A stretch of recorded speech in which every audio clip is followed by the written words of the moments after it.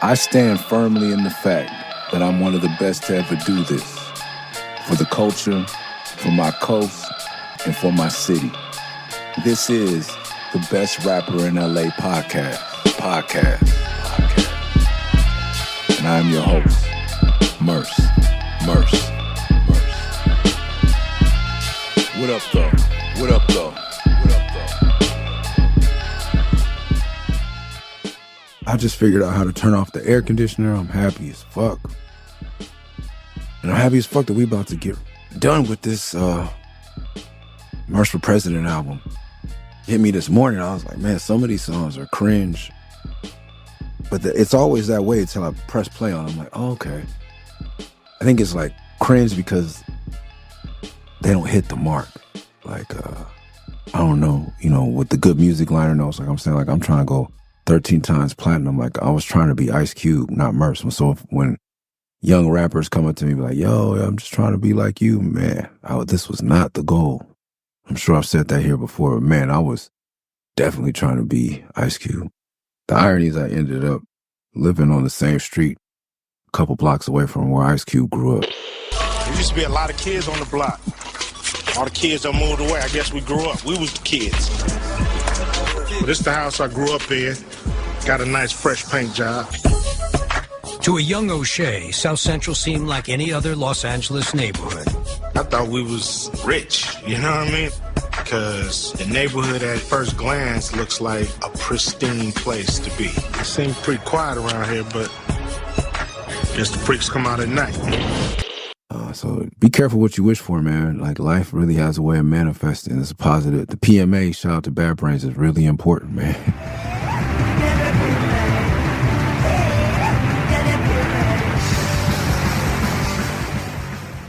That really put me really right. Like wanting to be Ice Cube so bad, I think put me, okay, here you go.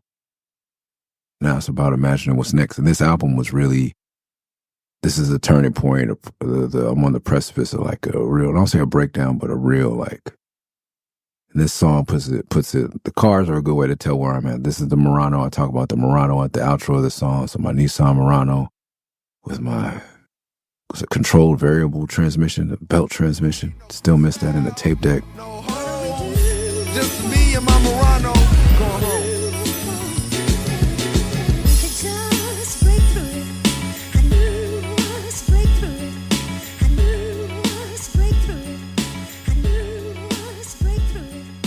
Yeah, this is, man, I was definitely shooting for the stars, and it was, so I think that colors the memory of the song, because it wasn't what I was trying to achieve, but it wasn't that bad. I listened to it today, and I'm like, just now, okay. Yeah, and I just like to announce right now that I'm the realest rapper in the whole world, because I got my mama in here with me. New face of America, you fools lack character. The first dude to pick up the mic and embarrass you. Bare facts, I'm tearing up tracks. Your game ain't there, homie, just lay back. Relax, kick up your feet, and watch the world rock to this new beat. I'm talking about peace, I'm talking about change. Ain't talking about beef, ain't talking about chains. I represent the streets from whence I came. Never been a loser, don't need no gangs, don't need no guns. I take these drums and make the darkest day of your life seem fun. Loving life, I plug in mics and show the mainstream that these thugs ain't tight. I'm twice the man that these boys will never be. Murs 316, legendary MC. Yeah, I've been around, man, and I'm gonna be around till I'm gonna be around. So when you see me around, respect. New face of America, you fools lack character, blah, blah, blah. I think I wrote this like real time with Ninth. I don't remember much about this time. So, like I'm in the studio with the girl I made the breakup about when we were recording this. So mixing this and recording this were two different eras. During the mixing, the breakup had happened. I think that's when I added that last. Oh, you guys didn't hear about the breakup? Those last bars on the breakup, like the last 8 bars after the hook. You say that you're sick of me, so that was real time added, and that's me rapping. DJ Quick engineered. I just went in and dropped those last 8 bars at whatever the fuck the name of that studio is. Everything I do with reminds me of you. And everything I see, it reminds me of we. And every time I lust, it reminds me of us. Girl, I wanna stay together cause I hate breaking up. You say you sick of me and I say I'm sick of you, but we crazy about each other, girl, what we gon' do? Said I needed you to leave, but I hate to see you go. Can't make up my mind, girl, I just don't know. I wanna make this work, but I'm sick of the struggle, girl. What I gotta do to make you realize I love you? I ain't gon' lie, sometimes I just don't feel you. But find another man and I just might kill you. Yeah, so the breakup happened. I made the song, then I think we got back together. Then she's in the studio when we're doing this one, so I'm shouting her out. You know, it was really like my mom, her, nice wife, and me, like in this studio at the Boom Boom Room, French Prison Jazzy Jazz Studio. Like seeing, like, oh, you know, like I'm in there with like Danger Mouse was in there doing the Joker's Daughter record. I hadn't seen him in a while. Blanket of green split, king of the stone. He threw it away from his shoe and it grew. The horses turned into cows. He still owes me like $2,500 or something to this day. But well, we said like not like that. Like I'm not mad. People holding me six figures. It is what it is. Especially when I know you're doing good and I don't need it. You don't need it, or I don't need it. If you needed it, I'd give it to you again. If you're a friend, and Danger Mouse is definitely a good human. But yeah, like Danger Mouse is more like, you know, me. Like it's not a lot of bullshit. Than seeing other rappers that now I'm like, man, did you like? This rapper had a ridiculous chain and gold teeth, like, because there's all these studios there, and then you meet in like the coffee room or like the you know, the kitchen. The same way y'all that have normal jobs like have a little, you know, break room. There's break rooms in the studio. This motherfucker was in a break room with just all this jewelry. I was like, man, and now I look at like, bruh, I hope you pawn that. Like that's what one of the homies told me about. Like he had a chain from a legendary hip hop label, and he was just like, the chains and the watches come from when jazz musicians used to buy Rolexes, because when they got down bad on dope or whatever, they would pawn their instrument. Instead of pawning the instrument, they could pawn the Rolex and then play and get the Rolex out of the shop. So when you're up, because you have, you know, you cop and blow like highs and lows. That's, you know, street life. That's life in general, but definitely life in the streets. Like you up, and then you're going to be, you know, you got to ride that down.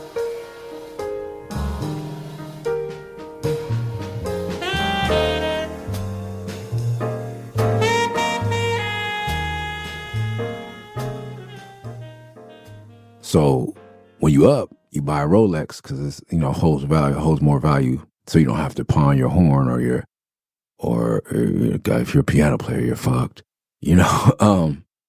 But if you're a piano player, you have a Rolex so that you can, or a chain. So rappers with chains, that's what it was supposed to be. But now it's just flaunted. But I'm hoping that rapper I saw, man, that guy, a real famous guy, became a one-hit wonder basically. And but he was high, like. You know, like that's the difference now. Like one hit wonders now, like you I always wonder like why I could never get to that point, because once you get to that peak, even if it's just with one hit, the down slope is real slow. And with all due respect, like you know, someone like I just did the State Fair, and then Tag Team did the State Fair another place, and it was like, man, what do they do? Like, I don't care. Like I'd be honored to fly around and do one song. Missouri City, a big shout out for hanging with us, bringing us out. For y'all weathering this storm. And we appreciate y'all riding with Tag Team, because we have been singing this darn song for 28 years and I'm tired of it. It's like Groundhog Day, right? Until we sing it and we see the joy that it brings everybody. And that's what this is all about. So what did y'all come to hear? Wait. I want a big loud one on the count of three. 1, 2, 3. What?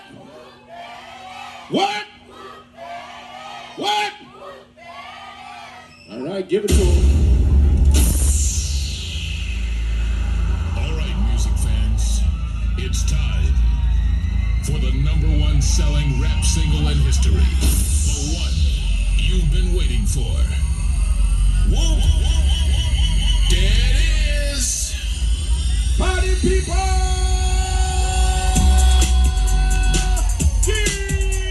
Tag Team music in full effect. takes so much to get a hit.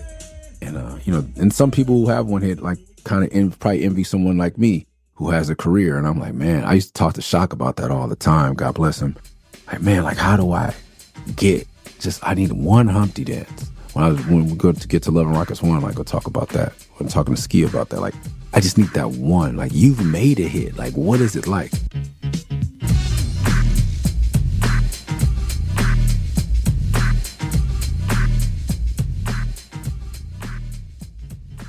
But yeah, like, during this time, I also, like, wanted to start a punk band. So I started fucking with Whole Wheat Bread.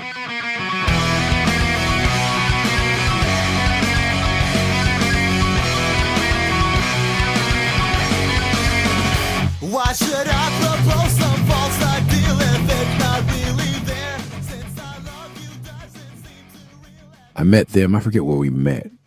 I heard about them on the Warped Tour because I was a black guy and I was getting into punk, and I was like, oh, well, there's another band. Like, the one other guy. That was happening too around the time I was doing Paid Dues, and I went to the conference for booking agents. And they have it every year, and they have it around the world. And this year it was in L.A. And it was booking agents and, like, promoters from around the world. Now, I would say 60% of the music, especially American, but maybe worldwide, that does well is probably black music, Rap is the number one music in the world. It was getting there at the time with R&B. 50%, you could lowball me and say 30%.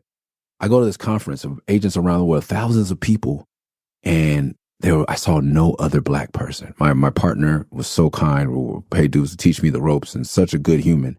He was, like, taking me everywhere, and, like, meeting with the PD, meeting with the mayor. Like, he was always, like, never like, hey, just shut up and book, and shut up and rap, shut up and dribble type shit.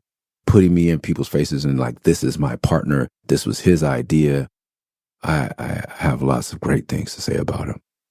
And so I'm sitting in there when we're at the bar, and I'm like, yo, y'all don't see that ain't no black people in here?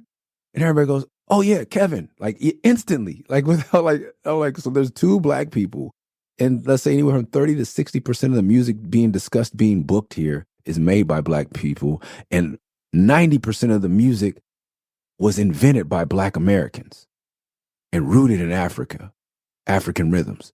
Are you fucking kidding me, man? This is fucking ridiculous. And around this time, when I went on Warped Tour, I was like, yo, like, man, there's not, like, no black bands. Like, I'm definitely well aware that rock and roll started by black folk and comes from the blues and all that. And I'm like, man, and a lot of the, rap people on the rap stage were white too. And I'm like, this is wild, bro. And Warped Tour gave me the idea for Paid Dues. I don't think a lot of white Americans are conscious of it. It takes a lot of work and effort to be conscious of it. So I'm not, like, but when I bring it up, like, white people are already exhausted. It seems like, oh, here we go with the race shit again. Like, oh. So I'm like, nah, but it's like, damn, like, I'm one of three people, including the stagehands, of black people on this tour. There's Longinu from Yellow Card and the homie from Venice that was working the stage with us. That's three of us on the whole fucking tour, and less in the crowd. It's just like, can we get in? So I was like, man, I'm making a punk band. Now I'm learning from Dibs. I'm learning from Sean, talking to the dudes from, like, Thrice and Yellow Card. And I'm like, I could do this shit, man. I'm gonna figure it out. Like, I still wasn't really into Bad Brains at that point. I like Bad Brains' last two albums more than I like any of their albums. The ones produced by Mike D and the most recent one are my favorite Bad Brains album. I'm not an eye against eye person. Still, my kids like it, and I'm raising them on it. It's like when you don't eat foods, you try to still not, I try not to pass on my disdain for onions to my children. Like, try onions. You might like it. Like, and Bad Brains is even better because it's like, fuck, like, this is a band I love and I respect.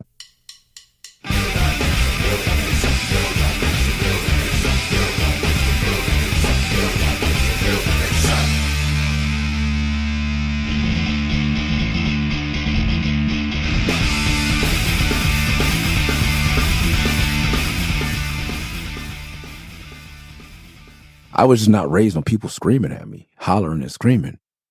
We go all content, but that's how my East Coast friends, like, I view Dub C, and they're like, what's West Sia for Leah, Nia? Like, what is all that crazy shit? And I'm like, yo, MOP? Like, after Onyx was like, yo, I'm not about to have too many motherfuckers raising their voice at me. I don't care if you rapping or not, bro. Like, it's just not in my West Coast sensibility. Like, it's just like, you know, when I was young and angry, it was cool, but man.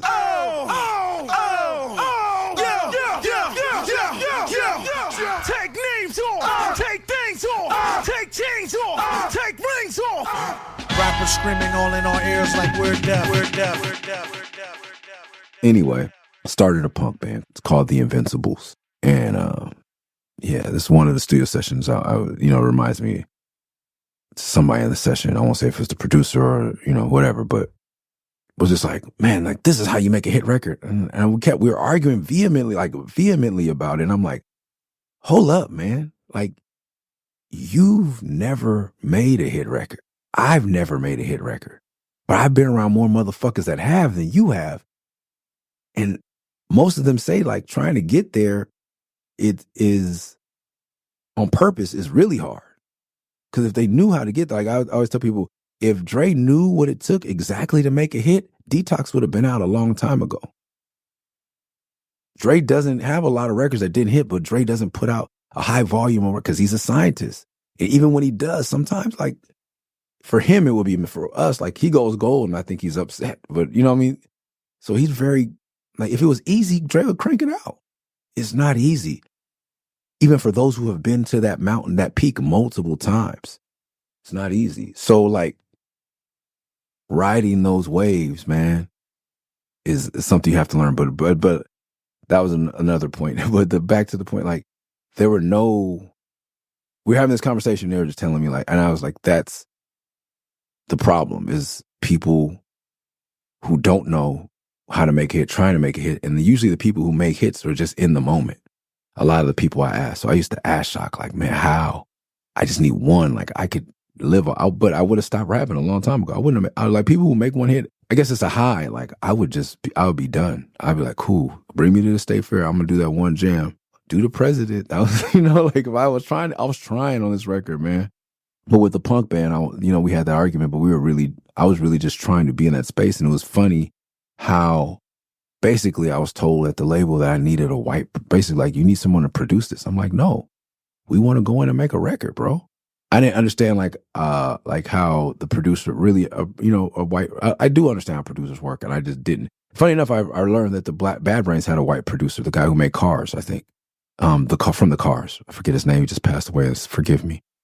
But, I didn't have anybody I felt could produce it because there was nobody producing mainstream black pop punk. Like, I wanted to make more pop punk. I didn't want to make hardcore. I just wanted to make I wanted to do rap rock. I'm like, who's producing the Limp Bizkit album? Like, are they doing it? Like, cool, or give me that guy. But it wasn't really welcomed. And it was kind of like those things where they like, Snoop wants to do Snoop line. You kind of let them go. And they're like, cool, Murs, do that, whatever. Just focus on Murs for President. But I don't know if we had hit records on this. We'll never know because hit records are also heavily marketed. And we didn't get a chance to market it because of the corporate takeover that happens soon after this record is released.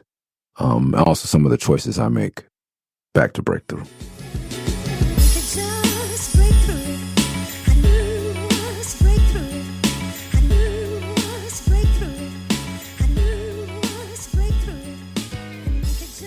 Me, like, it's kind of like the formula my mom used to tell me when I was writing essays, like, tell them what you want to tell them, and then tell them what you told them. And so all the themes of this record is revisited, trying to make your life seem fun. I'm not a thug. I don't need any gangs, blah, blah, blah. Just being what walking into manhood as I saw what I thought a man was. And then, what do we do, baby? Oh my God. It's kind of like the Family Ties theme. Sha-na-na-na. What do we do, baby, without us? Sha-na-na-na. I think, me and Ninth are both like nostalgic 80s, like pop culture, 90s, 80s, 90s nerds. New Jack Swing, classic Star Wars, G.I. Joe, Transformers, that type of shit. Batman, we vibe on that shit.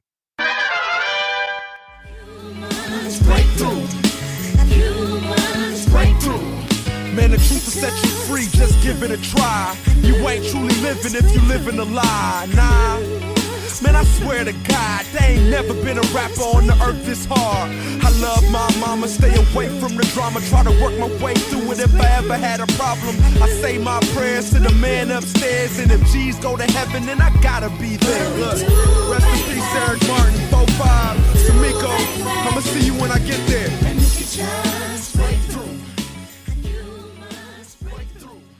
Realest rapper on earth. Love my mama, stay away from the drama, just like pussy and pizza. That's another recurrent theme. You know, loving my mother won't change, and most people can. As we talk about the authenticity that goes through. Stay away, you know, love money, music, my mama, stay away from douchebags and the drama. Work our way through it if I ever had a problem. Always talking about prayers. It's funny, recently, I was talking about God, I believe, with Eli, and he's just like, man, I used to, like, before I went and got clean and went through the 12 steps. I think it's the 12 steps, whatever steps for the NAAA shit. And they believe in God, not my God, but a God, a supreme being.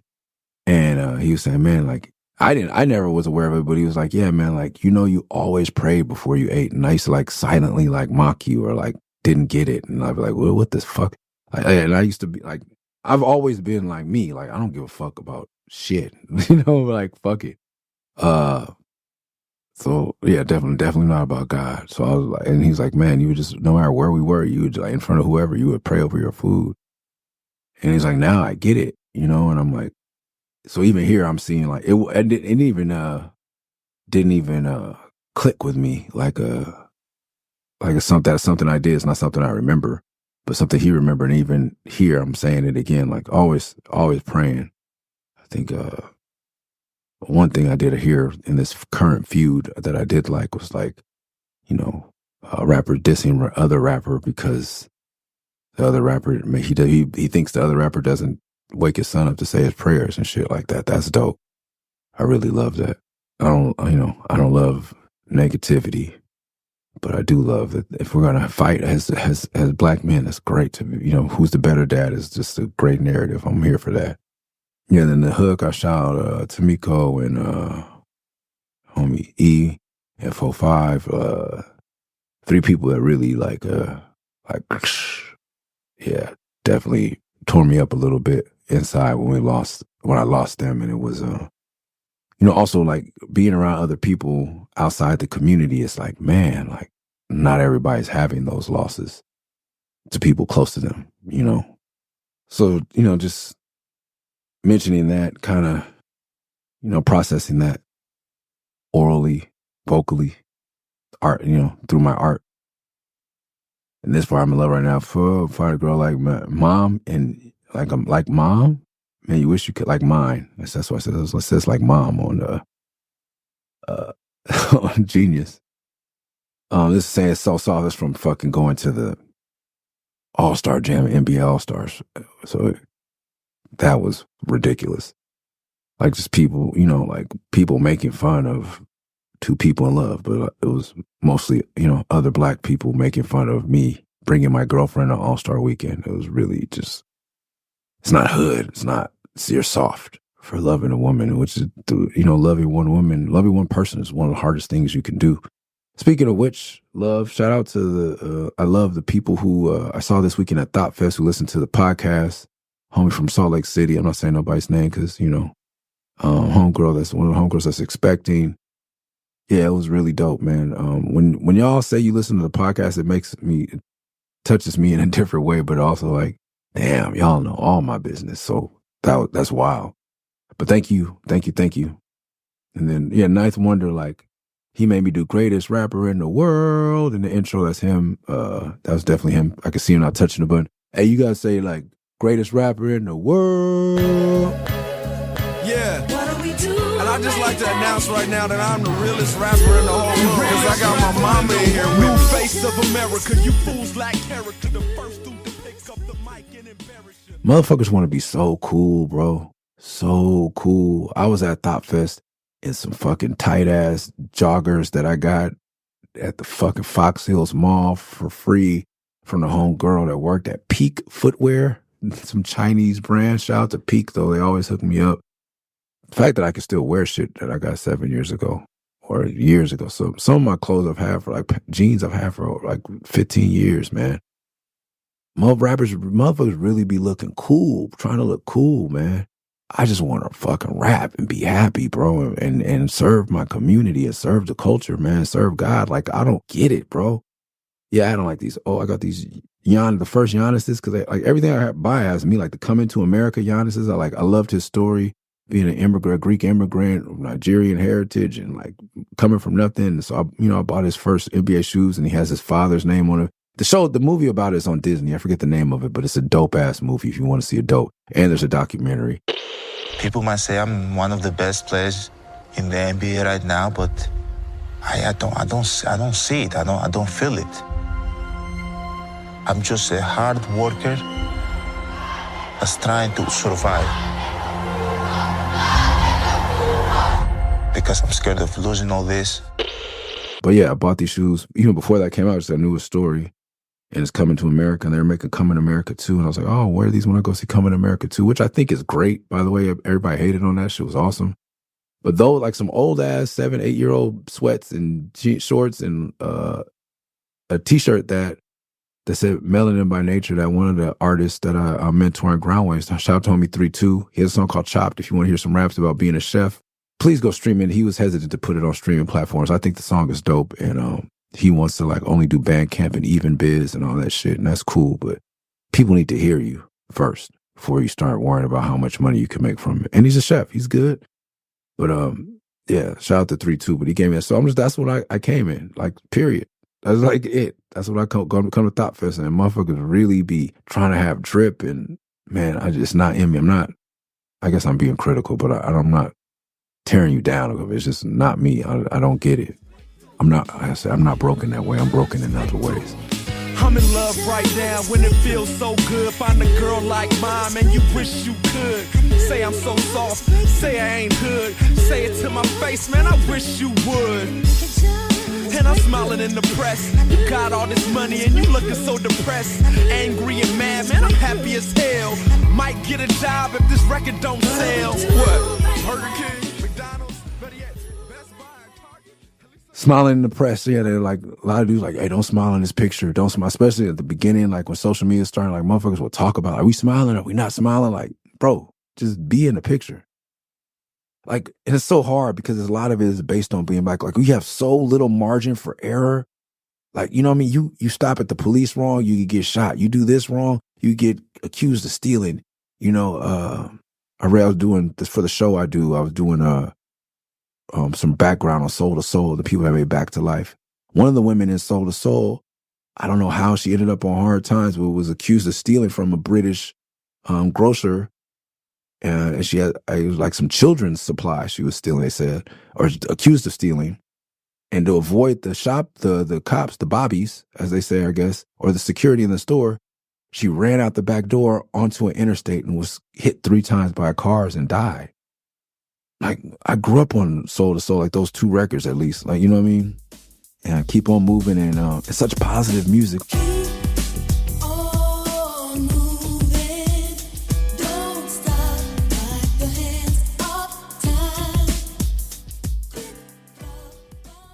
I don't know, man. Like, maybe I don't know the story about white artists that do that or that happens to, but, you know, like, could have been drugs, could have been whatever. It's just like, man, like, so I get it, like, how we're portrayed, and like, everything has to be very measured and calculated because it's dangerous. But fuck, man. This is why I signed the deal. I was having a conversation with Ekim. Shout out to Ekim1536. Check him out. EKYM. Native indigenous seed from Hickory tribe. High ham, Scooby snacks, baby sleeping, chill, relax. The items taking over like the cell phone in the user's hand. Pushing buttons, yes, demand. Hip hop needs another strand. Duffy getting duffy with the Duffies, puffing toughy food. High ham, Scooby snacks, baby sleeping, chill, relax. It's like this album, Murray's Revenge, like that was my hump to get over. Like, if I'm so concerned about being independent and owning my masters, who am I preventing from receiving my message? There needs to be a black man on MTV smiling, wearing a suit with crazy hair, juxtaposing, you know, roots and culture with the capitalism, and like that was the conscious thing behind the suit and the thing, like, you know what I mean? Like, fucking shit up, you know what I mean?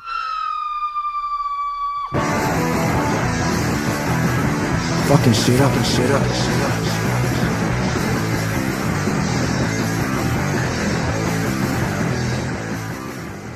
Bad Brains put in the fucking lightning bolt into the White House. Like, you know what I mean?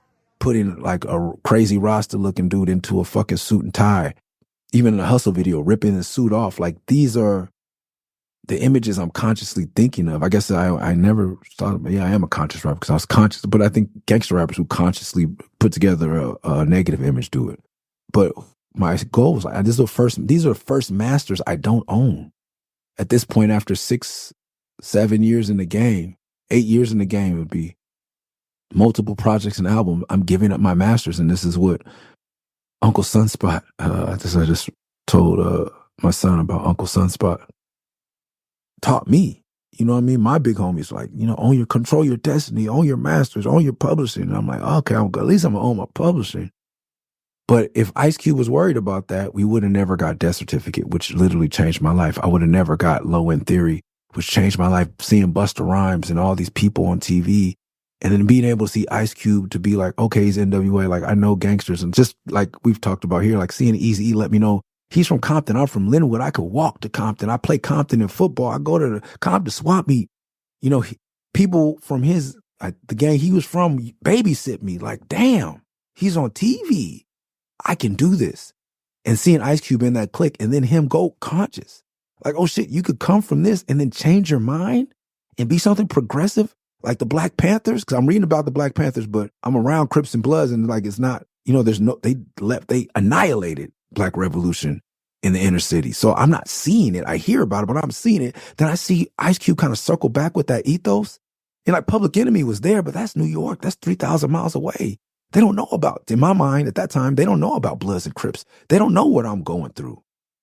Like, they understand crack, but they don't understand this gangbanging shit. There's no out to this.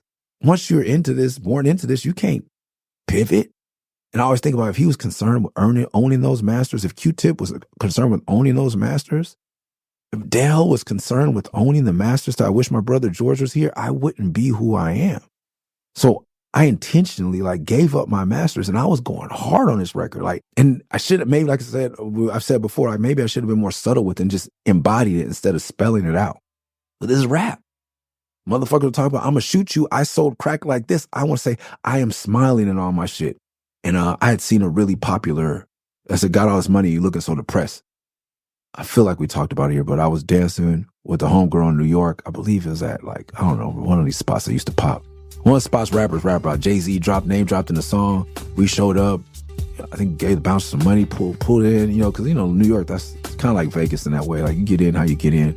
Or maybe the girl I was with knew the bounce. Somehow we slipped in, dressed how we weren't supposed to be dressed. And we're dancing, grinding, bumping, late 90s hip hop. Peaches and Cream, 112, you know what I mean? And I see a rapper, they're playing his songs in this club, bro.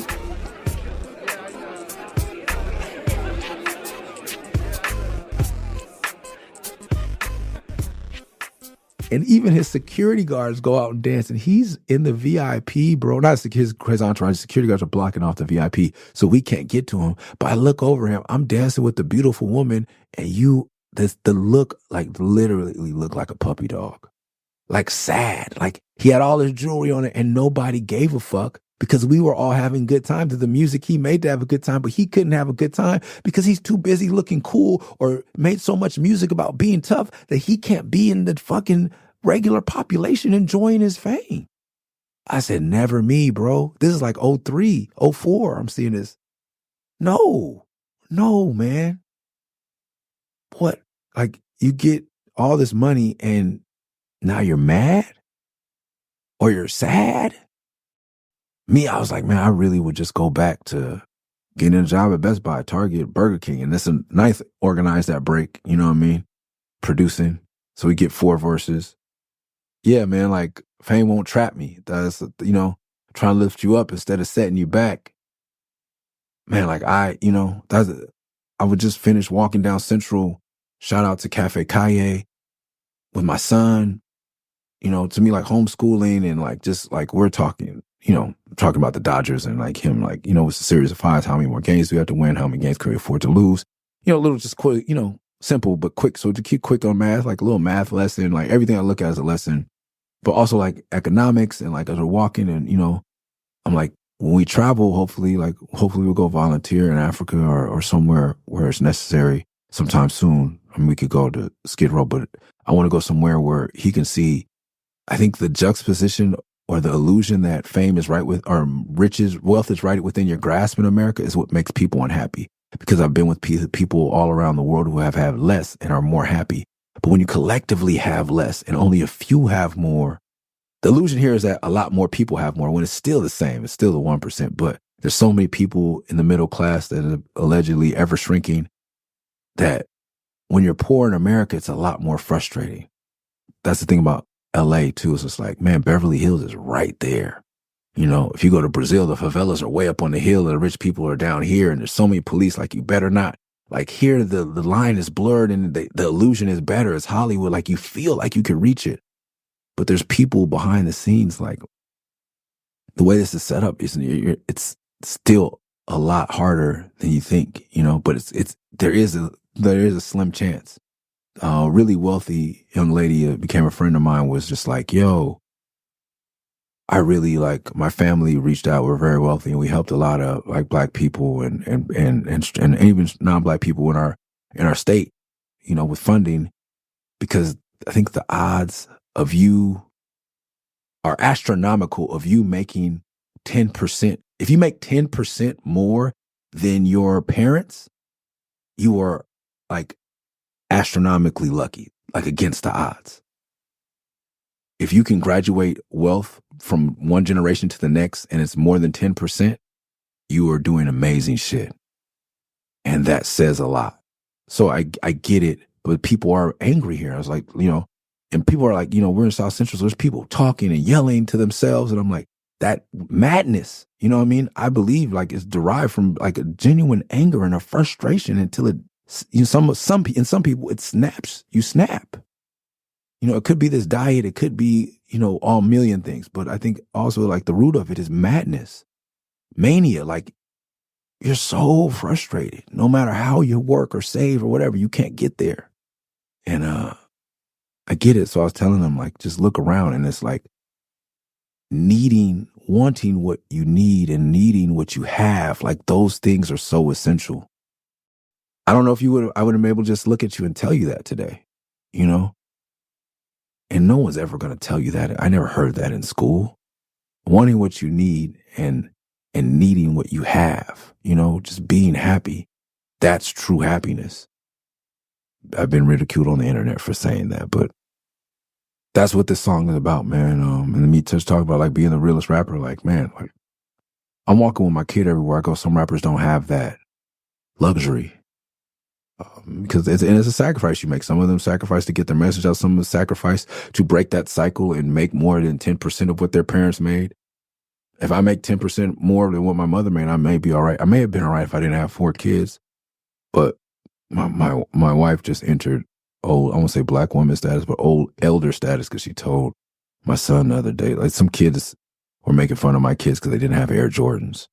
And she came with, I'd rather be on an airplane than have on some Air Jordans. I was like, oh my God. If you're not somebody's auntie with some candy in your purse sitting in the pew with a big hat on. I'd rather be on an airplane than have some Air Jordans. She definitely entered into, I would say, the Black Auntie Hall of Fame with that quote. I'm sure it's not the first time it's been said. It's the first time I heard it. And it was right, but I didn't want to bust out laughing, but oh boy, it was a bar. Now listen, that's called motherfucking bars, nigga. You know nothing about that. And that's the people I come from, man. That's the cloth I'm cut from. But that's Murs for president. Like I was shooting for the stars, I thought. And who knows, it might have worked. Like I said, if I had not been a part of a corporate takeover soon after this, a certain individual in the industry who had it out for the president, allegedly, this is my doesn't make it fact, but this is what I heard. But I know for a fact he fired 20-something people of upper management, not like the guy, Tom Wiley, had broken down like Reprise, and that's when I was getting courted by Reprise to come over from Warner proper to Reprise. or not Reprise, Sire, Reprise, and another Warner division. And it gave each of the people who had worked under him for years, made them presidents of these subsidiaries within Warner, and fired all of them. And I think the legend has it like kept his son and his personal assistant. And to me, as a fuck you. And then they tried to shelve me. Word is I got dropped, but I made a couple calls similar and kind of talked about what had happened that got me on Warner Brothers in the first place. If you guys know, you listen to how Murray's Revenge went down, how I ended up on Warner Brothers. I was just like, look, man, tell such and such A&R, motherfucker, don't play me like I'm not me. You better tell this motherfucker. Like, come up in Warner, like they had got to the point in Warner where they had security and shit. Bro, I was not giving a fuck, bro.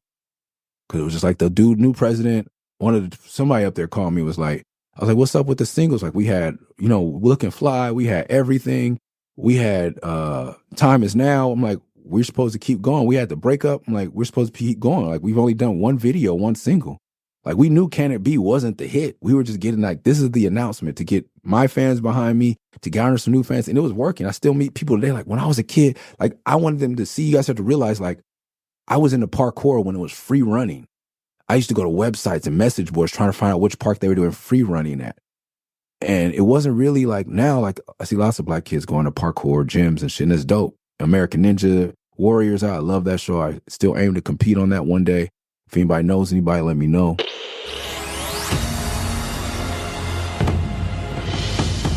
From the land of the rising sun, 100 determined athletes have accepted the challenge to become Ninja Warriors. But I want to that's something I want to do when I'm 50. But I'll take it now once I get a little training in. But I wanted kids to see like, oh, parkour in a rap video and like these things. Like when I saw Swordsman in the Wu-Tang video, like still like my kids saw the Mystery of chess boxing video the other day. We're at home, we have like little hip hop times. And I was like, yo, they're like this, they were mesmerized. Style is immensely strong and immune to nearly any weapon. When it's properly used, it's almost invincible. Black men on a chessboard saying gangster shit, but like with people swinging swords and doing kung fu, like juxtaposing that shit that's just not the hood, but still is the hood. Like this is like, once again, very conscious effort and keeping the tradition without copying what came before me. That was just the intro, Can It Be? We were supposed to go, I don't know if we talked about here, but like we do the Murs for President tour, which is the worst tour, one of the worst tours of my life. Not the worst tour. The Murs Day tour was the worst tour of my life. But we're going to take a pause there, and that will be part 1 to this episode. Stay tuned. Next week, we'll get into part 2.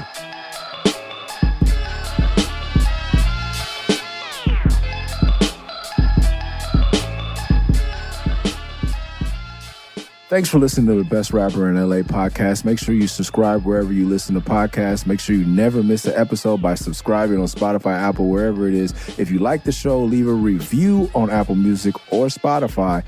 And to support the podcast directly, go to patreon.com/MURS316, Murs316. See y'all next week. Peace.